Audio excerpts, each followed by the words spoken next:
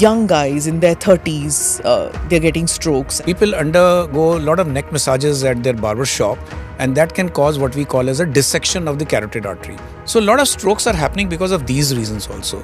Hypertension is a silent killer. You have no symptoms for hypertension. Suddenly there's a burst and you have a hemorrhage inside the brain.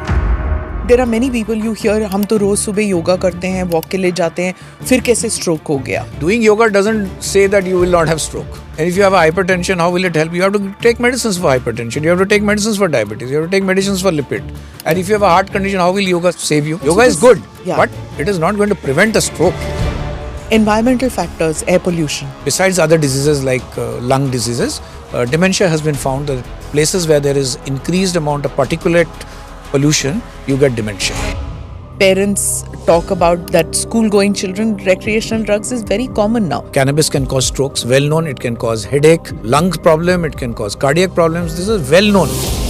Party drugs? Absolutely no. There's nothing like a party drug. It is all being pushed as a party drug. Are you seeing a trend of youngsters coming to you with party drug related strokes? Once in a week we see a patient, a young boy, 20 years, 30 years with a party related stroke. Can brain cells grow back once they die? Never. This is the saddest part. So if a stroke happens, a particular part of the brain is dead, it remains dead. Is the government doing enough? Should we have more spent on research on neuroscience? Deep down in the hinterlands, epilepsy is still being treated by jhadpuk. Stroke management is done by putting turmeric and all that in the villages. No, that has to be stopped. The cost of treatment is so high. There has to be a cheaper, more meaningful health insurance policies for the individual. I think that is what is required. This episode is powered by easemytrip.com. Namaste Jai Hind, you're watching or listening to another edition of the NI podcast with Smita Prakash. India records 18 lakh brain strokes a year. My guest today is Dr. J.D. Mukherjee, neurologist, Vice Chairman and Head of Neurology at Max Super Speciality Hospital in Saket, New Delhi. He served for 23 years in the Armed Forces Medical Service and at the Army Research and Referral Hospital in Delhi. The conversation today is about why frequent brain strokes are happening. India records a brain stroke every 20 seconds. How to recognize it early, like sudden weakness, difficulty in speaking, or loss of vision, and what to do about it. Thank you, Doc, for coming to the podcast. Today, Doc, I want to talk to you about the rising cases of strokes which are happening. The latest I've read is that 18 lakh new brain strokes every year in this country. So I want to know that what is it and why is this increase happening? If there is something that is to be concerned about, and it was seen that strokes was something which the elderly had. In our office itself, now we've had cases where young guys in their 30s, they're getting strokes and stuff like that. So why is this happening for people under 40s? What should we look out for? So if you could give me a little bit. First of all, thank you very much for giving me this opportunity to talk to you. See, stroke has always been the number 3 killer in the country. Okay. And it is the worst thing about stroke is that it causes a lot of disability and mortality as well. So stroke needs to be seen as an emergency always. Now, the classical causes of stroke were hypertension, diabetes, smoking, sedentary lifestyle, lipids. These were the earlier causes. But there are new causes which are coming in young stroke. We have something called young stroke in young, which is less than 30 years, 40 years, like that. Now, there we are finding that there are many other things which are causing it. For example, there is a blood component called homocysteine. Rise in homocysteine causes clots, clot formation. Then there are other procoagulant factors. Procoagulant factors means those which promote coagulation in the blood vessels. Now, there's protein CS, protein C, protein S deficiency, and apolipoprotein. All these can cause clots in the brain. Now, these were not identified earlier, and now we are identifying them. These are newer risk factors which have come in. Then there may be a small hole in the heart which has not been detected earlier. We found that many people have that. There's called a PFO, perforated foramen ovale. That can also cause a lot of stroke. Then the sedentary lifestyle and also neck massages. I want to highlight this. People undergo a lot of neck massages at their barber shop, and that can cause what we call as a dissection of the carotid artery. What happens is the artery has got it's got a wall. Now if there is a breach in the wall, the blood enters that wall and there's no blood supply distally. That means upwards towards the organ. So that can also cause stroke. Plus, you don't get to know when the massage is happening? You get to know, but by the time this happens, there is that Not we enough. can get to know because we take the history properly. Ah, So a lot of strokes are happening because of these reasons also. okay. I think there are a lot of youngsters who do gym and they think that we are fine, but their lipids may be awfully bad. Yeah. They may be smoking, even vaping, hashish. All these are risk factors for stroke. They may not have been well documented, but we are seeing them every day. Young people, you are very right. Every day we see 30, 40 years age group coming with strokes. Yeah. Yeah. Even while gymming, they may have a dissection of the aorta. Yeah. So, You know, one of my cameramen, he was interviewing a cardiologist talking about heart conditions and happening, and suddenly he just fell. And he'd had a brain stroke while he was doing the interview. You know, so, and young guy looked very fit, but obviously something must have been wrong. Which happened. So I want to get this when you talk about lifestyle problems, like you're saying sedentary work, not realizing lipids, stress factors. How is one supposed to figure out that, okay, I am heading towards this problem area? Where should one watch out for? So all the risk factors should be done away with, like smoking, alcohol, excessive alcohol. People take a lot of alcohol now. So alcohol, smoking, sedentary lifestyle, and good vegetarian diet, and avoid all fatty food. All this must be completely eliminated from your day-to-day life. Most vegetarians think that they are very healthy. No, but if they take fatty food, then Yeah. the purpose is defeated. Yeah. So they have to be you have to do mindful eating. Okay. Mindful eating is eating the right thing at the right time and in time. Then work-life balance. People are partying till late in the night and early morning they have stroke. The other thing which I just wanted to allude was that hypertension. Hypertension is a silent killer. You have no symptoms for hypertension. Suddenly there's a burst and you have a hemorrhage inside the brain. A lot of people are going through this. So that also contributes to the mortality and morbidity of stroke. So stroke, as I said, were two types. One is the ischemic stroke and one is the hemorrhagic stroke. The hemorrhagic strokes are where there's a bleeding which happens because of the rupture of an artery. And ischemic stroke is when there's a clot within the artery and there's further blood supply is delayed or stopped. Okay. But in which case is it that one doesn't have time to see the reactions? So in ischemic stroke, where there is a clot, we have to reach the hospital within 4.5 hours because that is the time where we can thrombolize that stroke. Most people take a very slower route. Either they go to the local physician or they go to the local doctor, and as a result, what happens is timely help doesn't come in. Then there is something called wake-up stroke. Now this is an interesting thing which I'll tell you. People went to sleep normally, but they wake up with stroke. They can't speak and their one sided is weak. Now those patients, earlier we were saying no, we can't do anything, but now we have a special imaging technique in the MRI which we call as the flare. If the flare is negative for stroke, we thrombolize them. Then those strokes which happen in the back of the brain, which we call as posterior circulation stroke, we can, in certain selected cases, we can thrombolize them till 24 hours. Explain thrombolize. Thrombolize is basically a clot buster, which we inject within 4.5 hours for a normal ischemic stroke, and it can blast that clot which is causing the decreased blood flow to the brain. So that is very, very useful. And we also have something called mechanical thrombectomy, which we can perform up to 6 hours in a stroke. Okay. So if a patient comes well within the time of 6 hours or 4.5 hours, within 4.5 hours we will do thrombolysis, and within 6 hours we can do thrombectomy. Now thrombectomy is usually done for a large vessel obstruction. The carotid artery and the first vessel which comes out, we can do a mechanical thrombectomy. That means a catheter is put inside the brain. I mean, it goes up to the brain and you will suck out that clot. So all these developments have happened. To give you a rough... Doesn't it damage the brain when you suck out a clot? No, nothing. The techniques are very refined and advanced, and it is very, very great, and it is very, very gratifying. Okay. The problem, I'll tell you where the problem is. We get approximately 1,000 strokes in Delhi. That's a very rough approximate, but only about 10% of them get the proper treatment. The lack of information, the lack of education, the lack of knowledge that all this is amenable to treatment is something which is impeding our management of stroke. a major problem is reaching the hospital on time, right? And convincing somebody that they need to reach the hospital on time. What is the process if, suppose, one gets to know that your sibling or your father or your mother is exhibiting signs of stroke? They should reach the emergency first, or they should seek an appointment with the neurologist. Please explain the steps to be taken. If four things happen, like your speech gets disrupted, your face droops, and your arm droops, these are called the FAST. T is time, F is face, A is arm, S is speech, and T is time. Please reach the nearest emergency hospital, which is a big hospital where they do stroke work. And every physician today can do stroke management. Every physician, any MD medicine can do a stroke. He can at least diagnose it well. A CT scan is all that is required to diagnose a stroke. That means you look, there is no bleeding.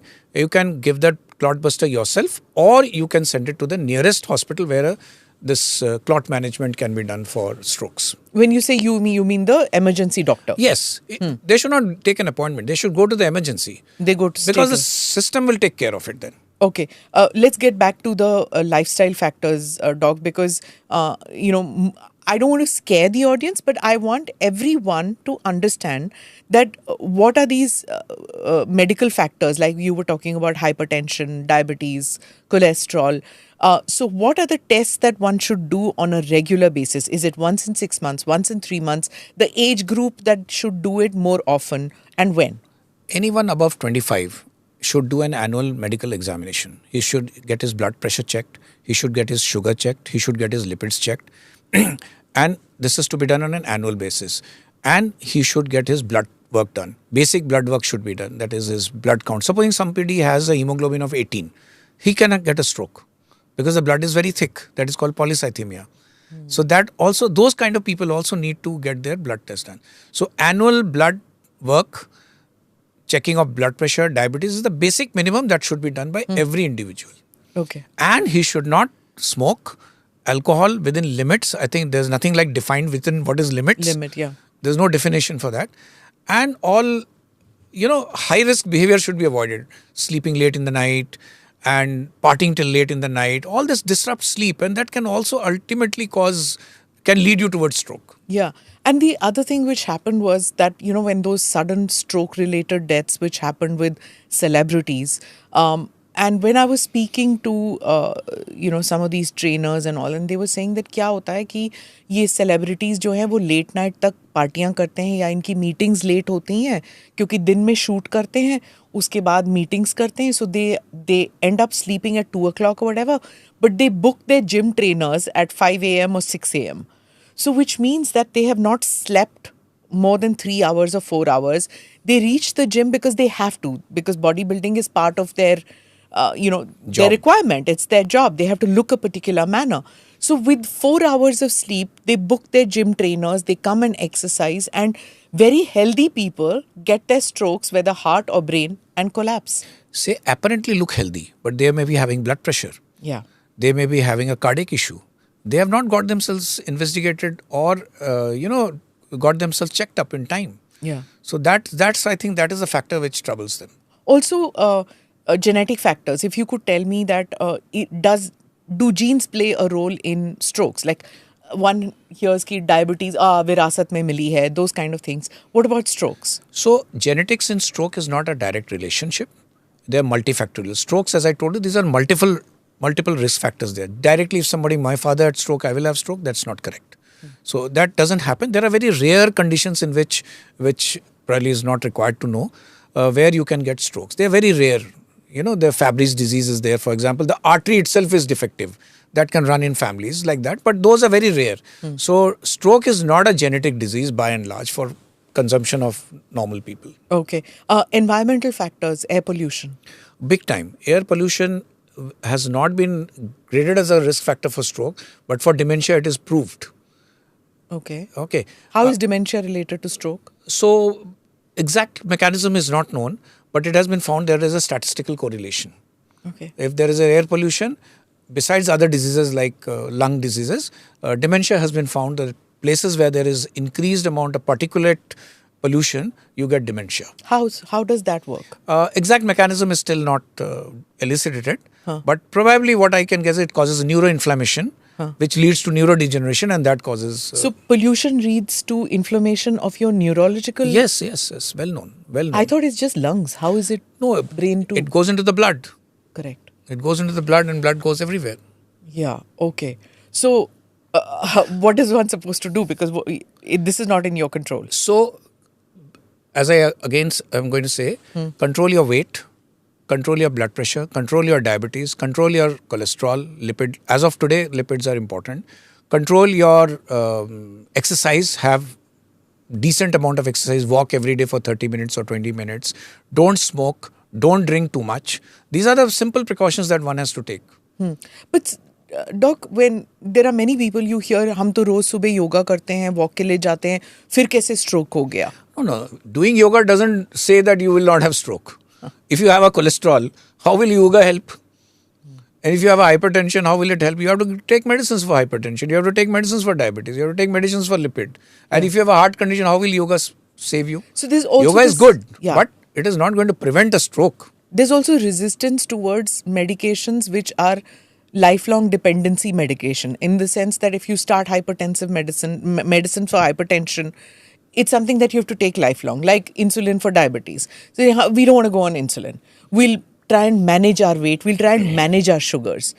The other thing is that, in India, lots of times the doctors, they have very sweet bedside manners. They suggest to the patient कि अब आपको insulin करना पड़ेगा. Now, many times what happens in India, I've noticed, is that older people have this thing, we don't want lifelong medication. Because then it's money first, that they have to spend that much of money. They have to tell their children that, itna paisa kharch hoga. They don't want that dependency on children. There are many factors which work.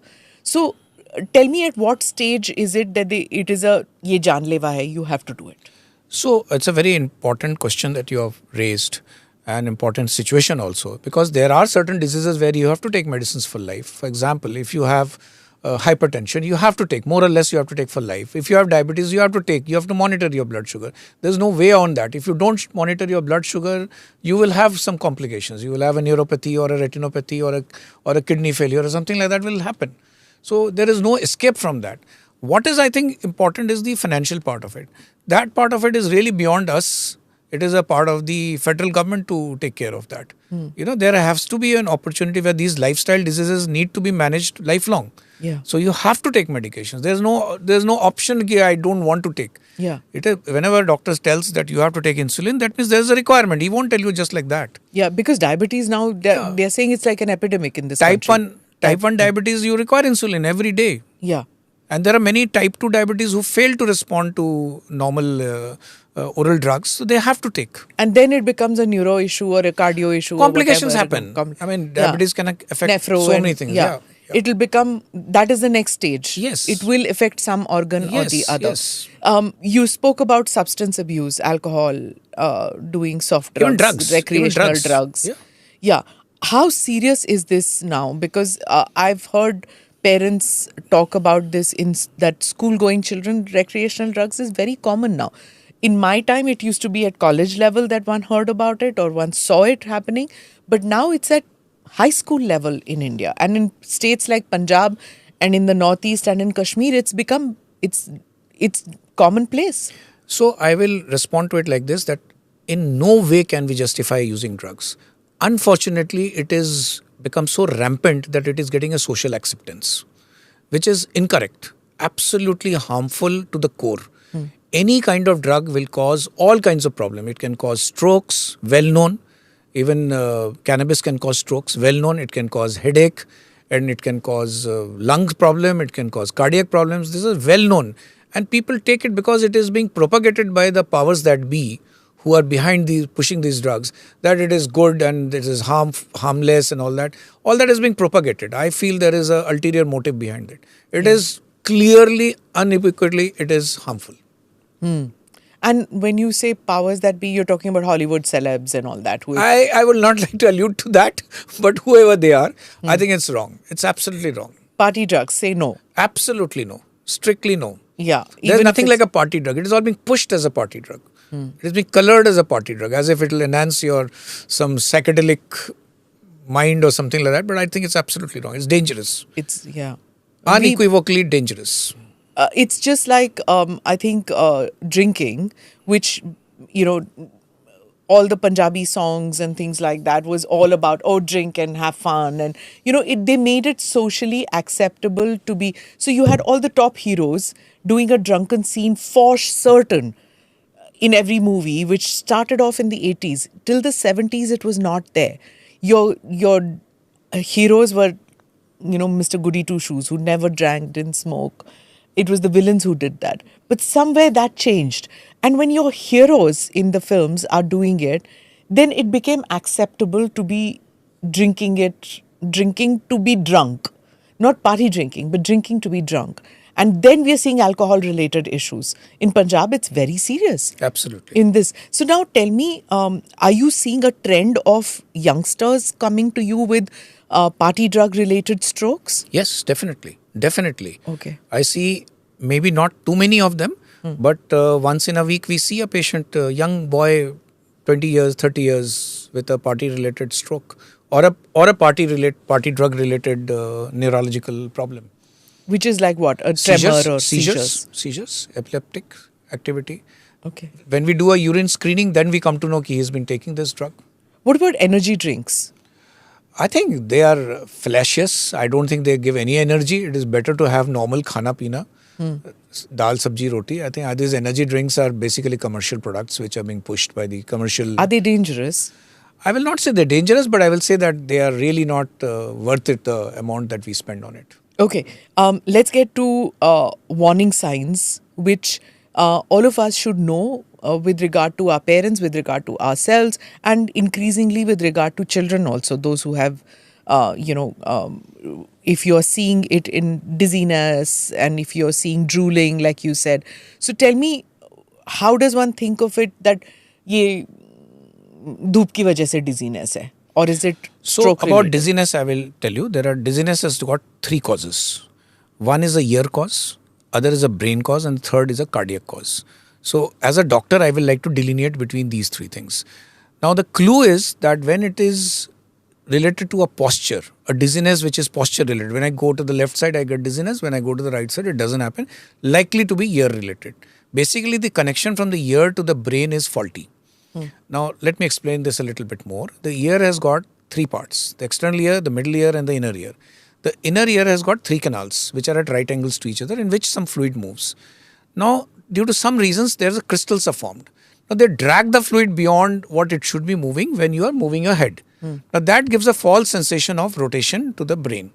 So, you perceive that you are having a dizziness. Now, certain strokes, those which happen to the back of the brain, they can also permanently cause this dizziness. But they are not, they don't change with the posture. Okay. They are fixed. Cardiac ones happen with palpitations, with some cardiac clot going up to the brain. That can cause. How do you know that it's not vertigo and it's just... Same. But this is dizziness, vertigo, giddiness. These are interchangeable terms. I see. Used by people interchangeably. Okay. But it's like you keep hearing women, or it's wrong to say women, में उनको चक्कर आता है.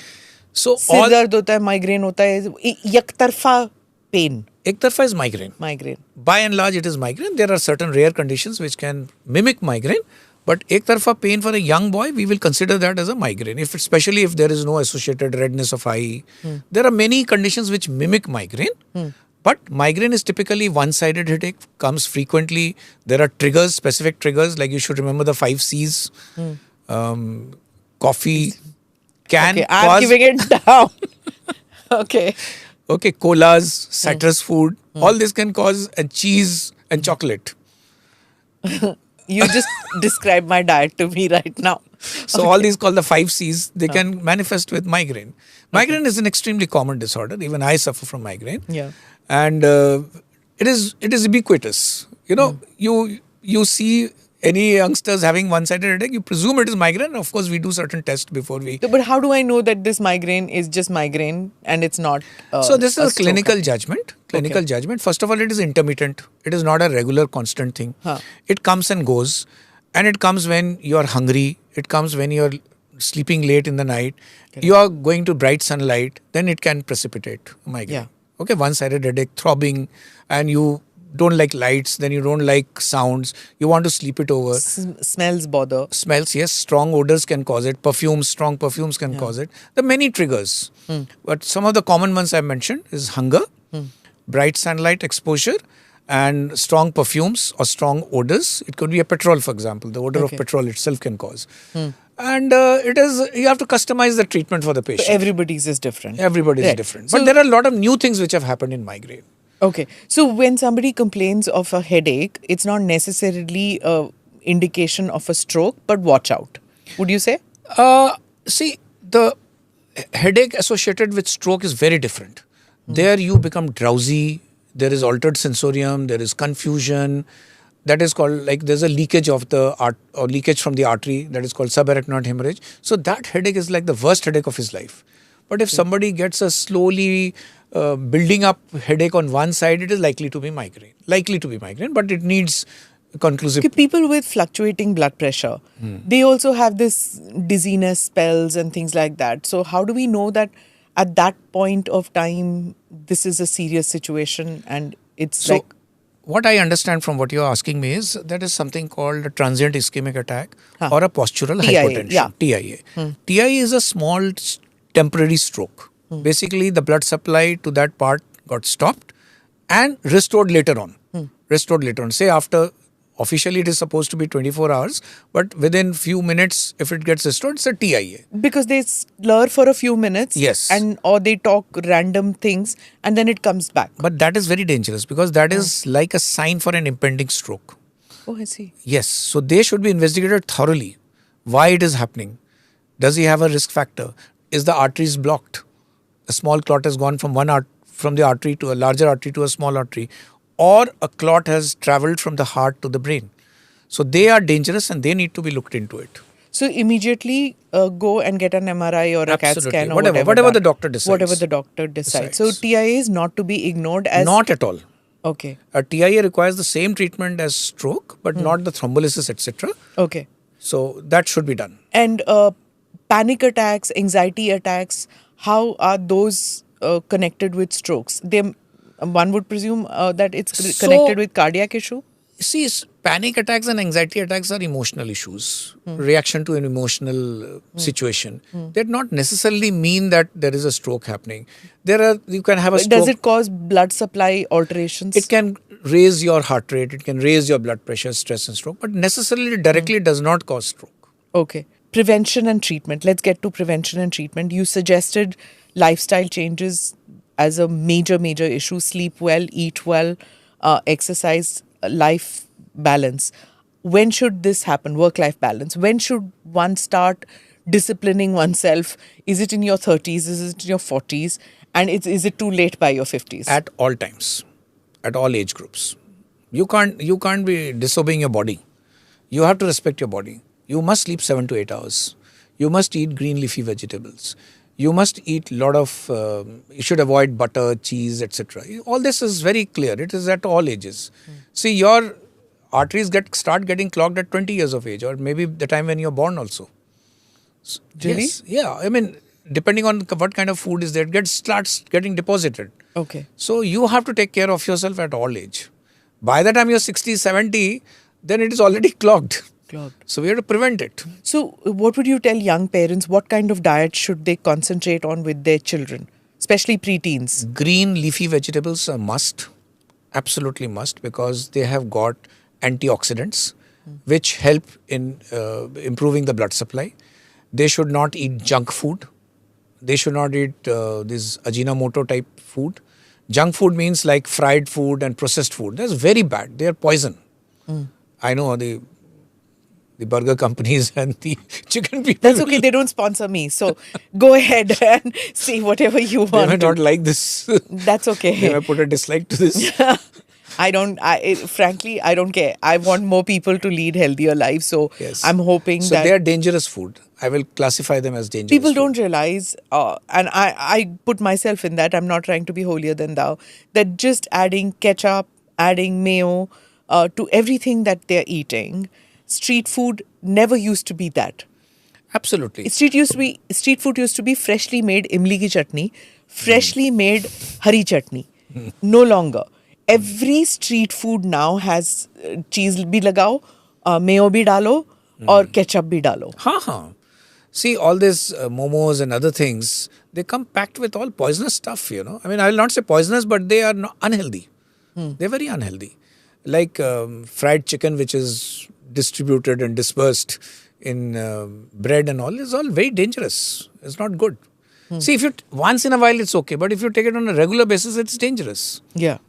Which is happening pretty often Very because there are many parents who say that हमारे बच्चे खाना नहीं खाते जो हम बनाते हैं दाल sabzi and all, and there's also the Instagram generation. They want to put pictures of their khana on every day basis, daily basis. So your dal chawal and all, it looks pretty messy and Yeah, right? you're right. You're right. So the prettier the food, so young mothers or whoever's cooking has to make that effort to make even the leafy vegetable look pretty Yes. for that. Yes. So it's extra effort. Yes. Fruits, fresh fruits. Yeah. People are not eating fresh fruits. You eat fresh fruits, you eat fresh vegetables. You can take chicken, you can take fish, you can take, other than red meat, because red meat has got a lot of this thing. You can eat all that. Who has non-veg? Nobody's stopping from eating these food. You can take skimmed milk. All this is good. Good for your health. Okay. And you spoke about work-life balance. It's literally impossible. You know it. I mean, I don't think even you have work-life balance. I see you sitting in the hospital all the time. The pressures of work. It's modern day. Commuting is a major issue. People take anywhere between 1 hour to 3 hours commuting from home to place of work. How can they get rid of that stress at that time? See, I think the answer again remains the same. These are standard protocols that you have to exercise a little bit. You have to take out time. 20 minutes time you have to take out to do exercise. Eat wisely and control your hypertension, control your diabetes, etc. These things have to be done if you have. And you need to sleep. People are not sleeping adequately now. Yeah. You have to sleep 7 to 8 hours every day. They are not sleeping that. I emphasize this 3-4 things: mindful eating, sleeping, because they are important for all aspects of life. So if one is not able to sleep naturally, taking a pill to sleep, how harmful is that? Very harmful. See, I'll tell you what are the dangers of not sleeping. So if you have insomnia in a short term, it will cause disruption in your neurotransmitters. But if you don't sleep for long period, there will be neuroinflammation. And neuroinflammation leads to neurodegeneration. This is a fundamental thing which you have to understand. Then you get forgetfulness, then you get memory lapses, then you become irritable, then you are all the time angry. Your decision-making process, your ability to understand, comprehend, analyze and judge are all impaired Okay. if you don't sleep well. Maybe 1 day, 2 days I can understand, but on a regular basis if you don't sleep well, this is what is going to happen. Okay. Please tell me the difference between memory lapse and dementia. I'm getting into like my issues. Free में आप बैठे हैं तो मैं सारा अपना पूछ लेती So हूँ. I'll tell you the difference. It is the intensity. So if I forget your name once and I somehow bring back the name into my mind, that's not dementia. That is forgetfulness. If I don't get the right word once in a while, that's not dementia. If I forget the right which account from which to give the money, that is not dementia. Dementia happens like certain serious things. Like, for example, I don't recollect your name for the next 1 week. That will be dementia. That will be, or I don't recollect where I've kept the keys for the next 1 week. Or I forget one of my aunt's name or my child's name. Or I forget where my house is. Okay. That would be a harbinger or a beginning of a dementia. Okay. That one needs to be investigated in detail. Okay. It's like I've noticed with some people, they drive every day from point A to point B. suppose one day the driver is not there.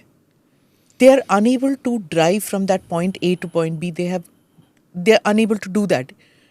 Is it because they shut that part of the brain Yes, that हमको करने की जरूरत नहीं है? Yes. Or That is it dementia? No, that's not dementia. That you can't call it, because that's a procedural kind of a memory. You know, like I forget about the route, which route to take if the driver is driving. If I have to drive myself, it will be a big hurdle for me. So that I will not say. But if he can't, after driving for 1 month, suddenly he says, I can't drive anymore, he's confused. Instead of going east, he goes west. That would require investigation. Okay. There are some people who I don't know if, the term for it, suddenly are unable to write with one hand. They say हम लिख नहीं सकते हैं. I can type, I can pick up things, but I can't write. What is that syndrome called? So let me clarify this part. So if you are not able to write, you will, for example, with your right hand, if you are a right-handed person, then you will think that there is a problem with your left brain. That should be investigated. Now, there can be reasons in the brain, there can be reasons in the hand. Now, for example, the moment you take a pen and your hand starts shaking, that is what we call as a writer's cramp. That's a local problem. Local problem in the sense that the brain is not giving the correct signals, and therefore the hand muscles are not appropriately working. That will be called a writer's cramp. Now, that is a different, you can't write then also. And if you have a small stroke, or you have a small lesion, or if you have a hematoma or a blood collection in your brain, then also you can't write. So this requires investigation. Okay. Merely Go not to able the doctor. Go to a doctor. You can't handle it yourself. Okay.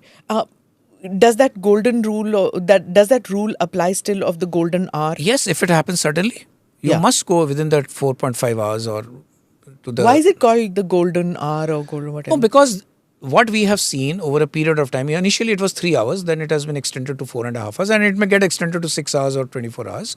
We have seen that when we do this thrombolysis, it works well and less complications. The longer that we do, the complications increase and the effectivity is reduced. That is the reason why it's called the golden hour. Okay. Docs, some of these frequently asked questions which we have for you, do we really use only 10% of our brain? That's not true. I mean, it all depends. It all depends on what kind of functioning we are doing. Right now, I'm using, I think, 70% of my brain at the moment. Like when I'm relaxing and I'm watching a music, maybe I'm using just 10% of my brain. I don't think there is something like this. Okay.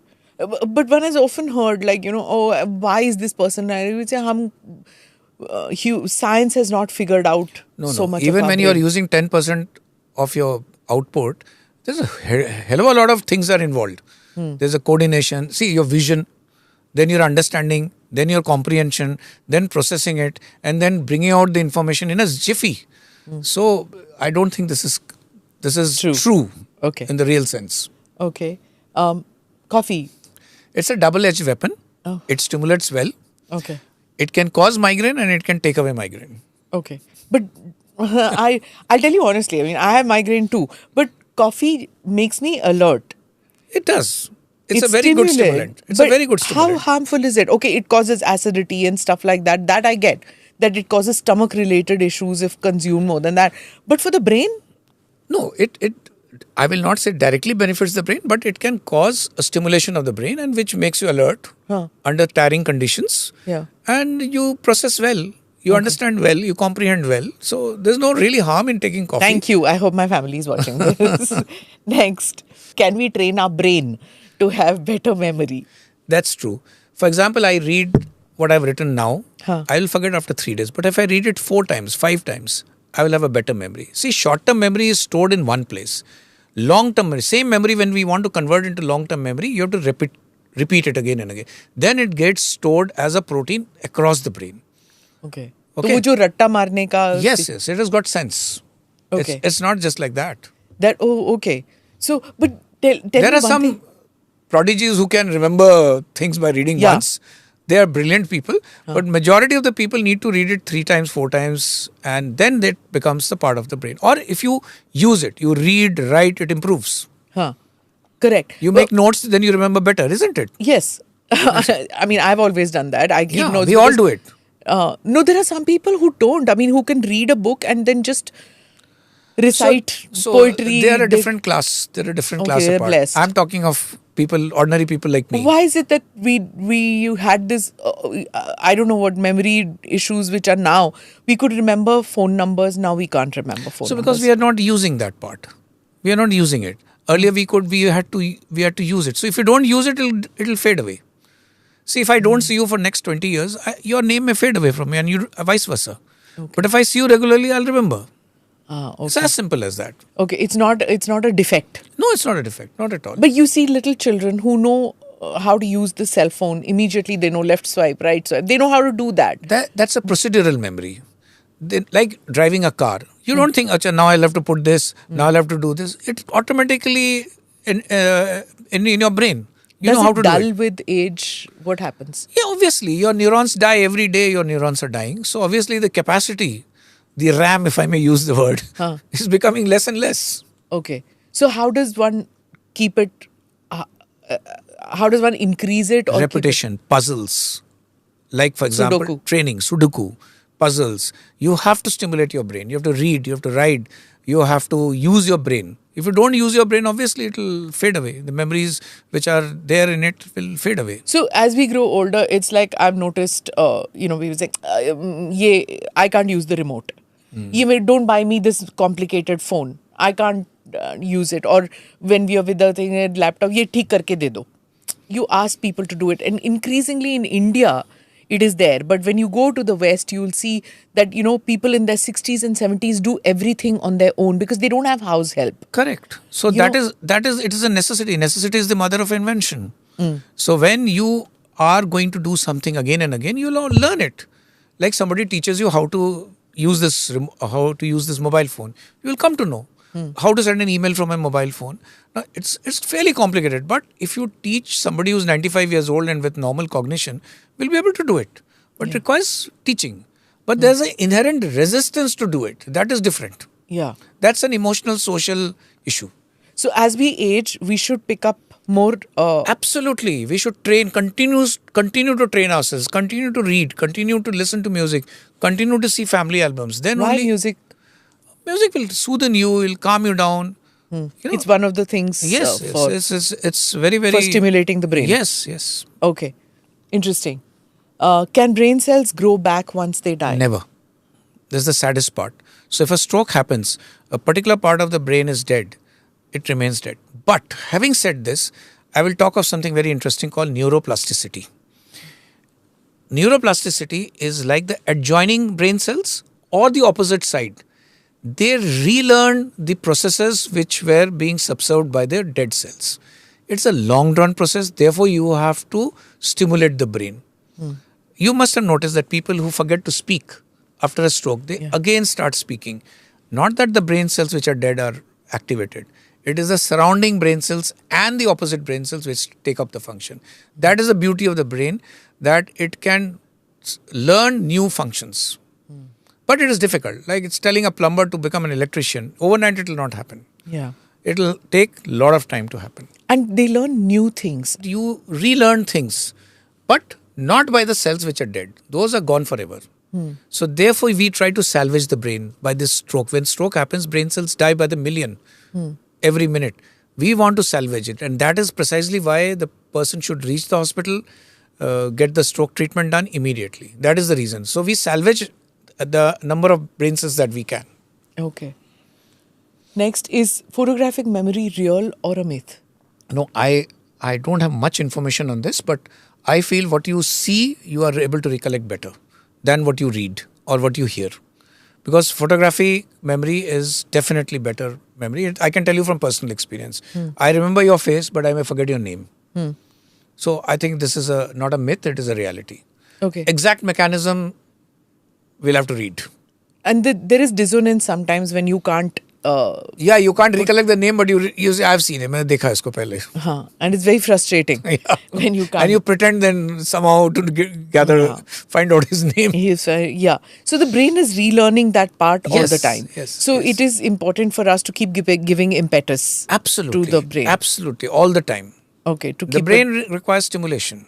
So aging process... the aging process of the inability to remember things can be processed, can be stimulated by reading, writing, relearning. All this can happen. Like climbing steps. As people age, I've noticed that if they don't live on a first floor, second floor, whatever, and now almost all societies have lifts. So climbing stairs is also something that people are not doing anymore. They That's just- sad. That's Yeah. sad because that is a part of inherent exercise. Yeah. It'll help you. It'll boost your blood flow. Coordination. And your muscle power will increase. So one should walk as much as you can. Walking and rising and going up the staircase is a very helpful exercise. Okay. Can dreams reveal anything about brain health? This I think Naman has inserted. Can dreams reveal anything about brain I health? wish I could say more about this. I don't have much information. I can tell something very interesting which family members should know. There is a type of Parkinsonism, where or Parkinson's or degenerative disease where people speak loud at night. They make noises. They can even attack their partners. Oh. Yes, that is called RBD. REM. REM is rapid eye movement behavioral disorder. So this could be the harbinger of a neurodegenerative disease like a dementia or a Parkinsonism, where you start talking loudly at night, talk gibberish, and become violent to the extent that you can strangle your partner or try to strangle your partner. This is RBD, and if this happens in somebody, one should look out for a neurodegenerative disorders like an Alzheimer's or a diffuse Lewy body disease, something like that. One should look into this. So, okay, several questions. If this happens, one should be careful. Why does it happen? Really, we don't know the reasons for it, but basically it is a degeneration which happens in the brain and which causes this disruption in the neural circuits. What's the difference between dementia and Alzheimer's? So dementia is the mother of generic name. All kinds where you have memory losses are called dementia. Alzheimer's disease is a particular specific type of dementia. Okay. There are other forms of dementia, Huh.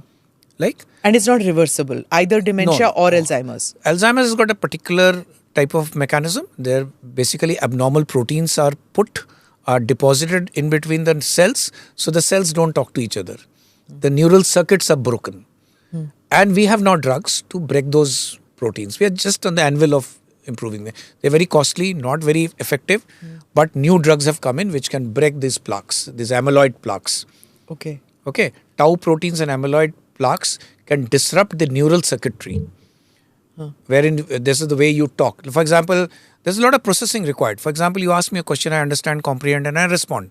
Now that circuit is broken by the deposition of abnormal protein, which we call as amyloid protein, or this tau proteins, amyloid plaques actually. So we have drugs now to that. We just started developing drugs to that.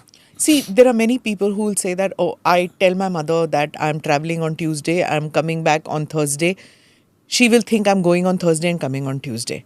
And बार बार वही सवाल पूछते रहते हैं. So this is something that it happens Could for be many people. could be the beginning of a dementia, but needs investigation. So Okay. you can do a lot of you can do some psychological tests. There are different lobes like the frontal lobe, the temporal lobe. We have certain bedside tests by which we can say this lobe is affected more than the other lobe. I'll give an example. In Alzheimer's disease, what happens? You lose your language functions. Your vocabulary shrinks considerably. Like if I have to describe you, I will use some 10 lines. But if I have to tell you, smart lady, Yeah. it'll just come down. There are other dementias where your behavior changes. You become aggressive, angry, you become incontinent here and there, you change your clothes here and there. That's like a frontotemporal dementia where you're very aggressive. So different dementias manifest differently depending from which part of the brain is affected most. Very interesting because many years ago, Doc, I think 7-8 years ago, I wrote an article on this and I got so much of response on that article simply because it was about dealing with dementia, Alzheimer's in my grandmother. She became a completely different personality. She started singing Hindi songs which she had never sung. And she would sing and none of us had ever heard her singing. And she started singing that and then we figured out that what is happening is she's going back in her mind into Right. her youth and where she liked listening to Hindi songs, but because it was not appropriate in her youth, it was considered Absolutely. bad. Absolutely. So she was just storing it in some part of her brain, which in her 90s started coming out. Correct. And she started singing and, like, smiling and doing certain things which were completely alien. We had never seen her doing that. So the inhibitions are gone. The inhibitions are gone. And this being an old memory, it is stored well across the brain. So that is coming out now.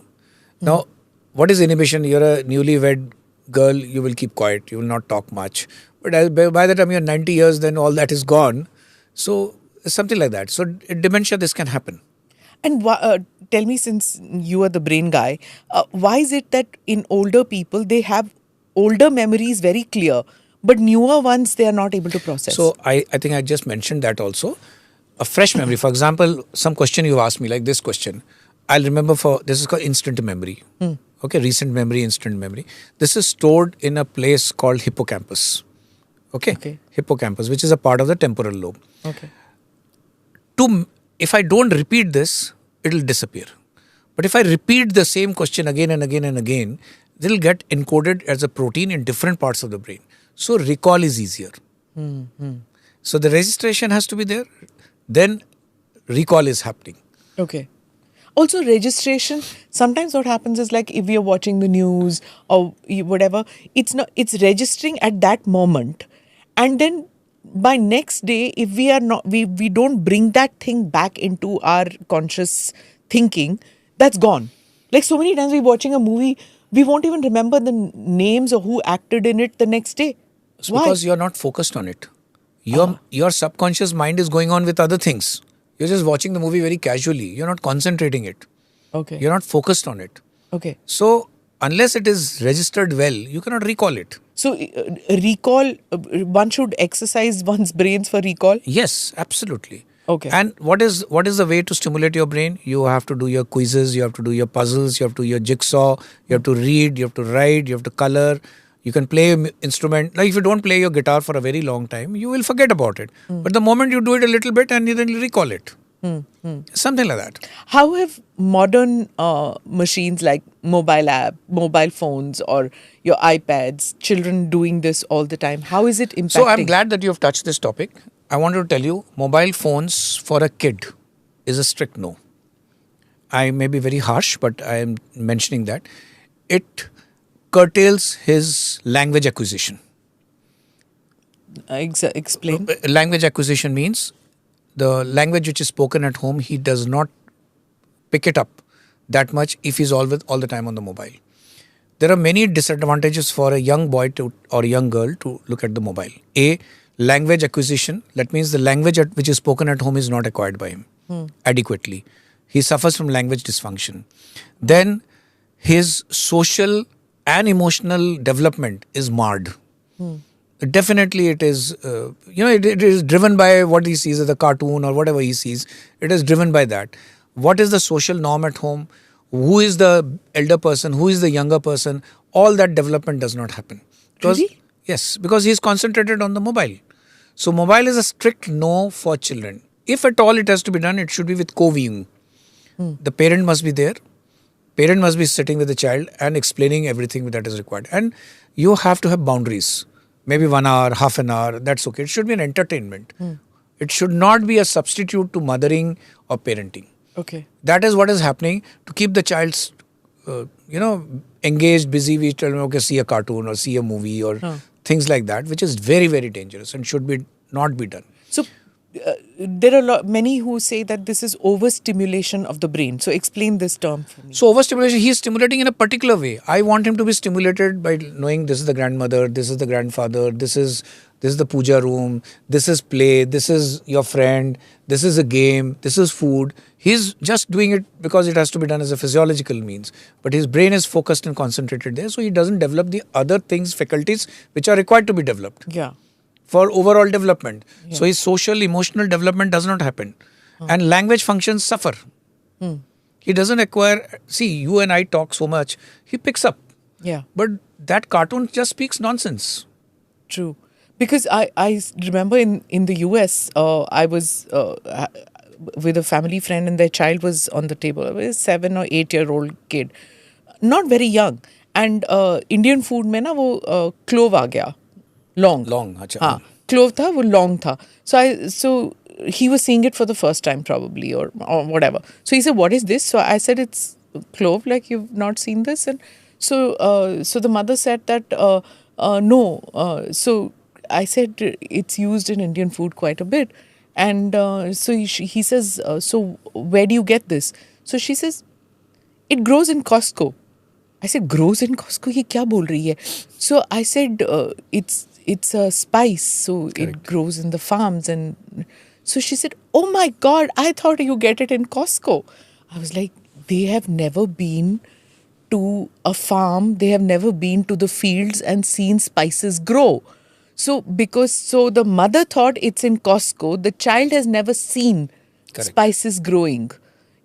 So I think Indian families, maybe it is necessary. I've seen now celebrities taking their children to actual farms and villages to understand this. It's very important. It's very, very important that you get to know the entire 360 degrees around you. See, how will you develop? How does a small child develop? He develops by seeing what is around. If he just sees those ducks and those rabbit and other things only on the video, how will he grow? Yeah. And in addition to this, it can cause eye problems because all the time he's focused like this. So his distant vision is affected. They get high myopia. Okay. So this overstimulation is the wrong stimulation, Absolutely. Right? It is wrong to the extent that it should be banned. Okay. And also the fidgety attitude that happens part of this. So the brain is sending signal to constantly do something. Yeah, they're restless. Then they don't know how to relax. So if you don't relax, you can. Adult ADHD, I see it so often. Adult ADHD? Yes. I see it so often. I have an oncosurgeon colleague. He's all the time jittery. I gave him the drug and he's much better now. That shaking of the leg, which is considered so common, कि हाँ, ये होता है. Just I have to physically tell people, stop, don't stop doing this. So there's a condition called restless leg syndrome. But this particularly disturbs people when they are sleeping. It doesn't happen when they're walking. But there's a strong urge to move your legs when you're lying down. That is called restless leg syndrome. It happens due to two conditions. When you're low, your iron levels in the body are low. That happens. And the other condition which happens is genetic. So if it is low iron, you can correct it very easily. Okay. And you don't have to give a medicine. But if it is genetic, it's difficult. Now I'll tell you a very interesting family. He's a pilot with one of the airlines. He has restless leg syndrome. His wife, who has of course come from another family, has restless leg syndrome. And his two children also have restless leg syndrome. All four in the bed, they move their feet round the clock. Oh, gosh. So I had to give them, and they have a genetic part. So I gave them medicine and they're much better. But it's also a behavioral thing, right? No, not really. No? Not really. Okay. Restless leg syndrome has very little to do with behavior. It is more to do with these two things which I mentioned. Low but iron. It's also this erratic That is a restlessness. That is restlessness. But restless leg syndrome is a. But you can tell your brain, na, ki stop doing that. You can stop it. Ballpoint pen. Tak, tak, tak, tak, tak, tak. You can stop it, but it comes again. It comes the again. Urge. There's an urge. It gives relief when you move your legs like this. It's also like some people cannot type without a cigarette in their hand, or they can't. They can't think also without a cigarette. They can't think without a cigarette. Old timers. So I know. What is it? Is it I think actually your brain telling you? Yeah. I think that's an addiction. There's an addiction. Unless you take it, you don't feel comfortable. Nicotine is very addictive. Yeah. So can you get rid of the ill effects of that nicotine? Lot of effort is required. There are certain drugs which have come in which can take you off the nicotine. There are drugs for alcohol addiction also, but people don't take it. That is a problem. But they say that even 10 years, 15 years after stopping from smoking, people can still get strokes. See, the average waiting time for it to have the same risk factor as a person who doesn't smoke is 10 years. If you stop smoking today, your risk capability or your risk becomes the same as a person who doesn't smoke after 10 years. Okay. So you have to wait for 10 years for the risk factor to become zero. What is brain food? People keep saying ki ab ye wali pudiya khao, it's good for the brains. So the good brain food would be, for example, dark chocolate has got flavonoids that helps the brain. How? We don't know. All the vitamin B, they help the brain. thiamine helps the brain. So vitamin E can also probably to some extent help the brain. So these are the good vitamins. Other vitamin E is for complexion. Yeah, but it also can help the brain a little bit. Okay. Okay. So these are but basically you have to eat your vegetables and your dal and So you sabzi. don't say supplements, you don't advise You supplements. can take supplements if you're short of say vitamin B12. You should take. If you're short of vitamin B9, magnesium has now emerged as one of the food items. This is the new thing now. Yeah, everywhere it is all magnesium. Yeah. So And magnesium can be also used for treating migraine. This is the latest thing which has come up. yeah. So